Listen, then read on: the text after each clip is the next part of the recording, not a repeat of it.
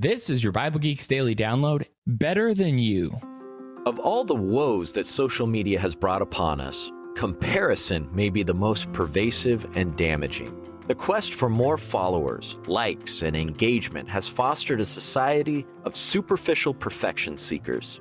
And it's all so that we can be better than everyone else.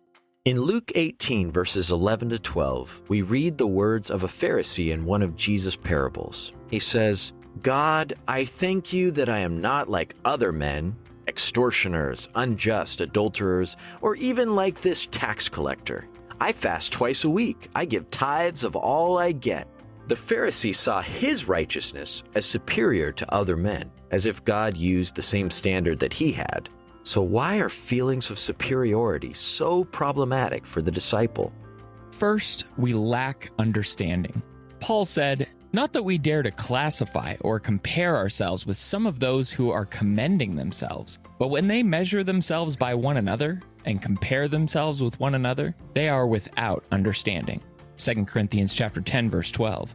We're using the wrong standard when we determine our value based on other people. It's no longer God who judges us, so long as we can find someone we're better than. But when we're wise in our own eyes, we're truly using foolish standards.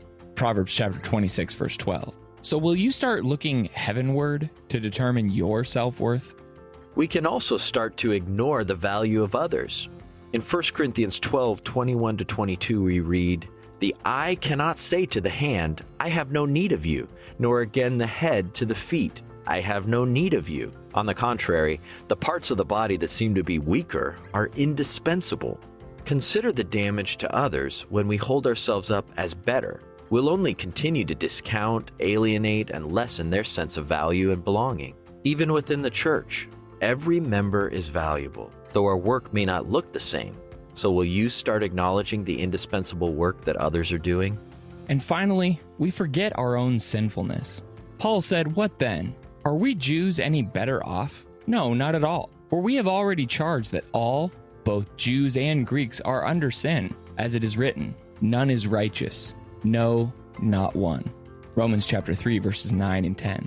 It's easy to build dividing walls to keep those people out. Yet while we're busy isolating ourselves, we often neglect to see our failures. We are just as guilty of sin as those we're trying to keep at arm's length. So will you start looking inward before you lovingly look outward when dealing with sin? May God give us the humility to boast only in Him. As Paul said in 2 Corinthians 10, verses 17 and 18, "Let the one who boasts boast in the Lord. For it is not the one who commends himself who is approved, but the one whom the Lord commends." Thanks for tuning in, and may the Lord bless you and keep you today. Shalom.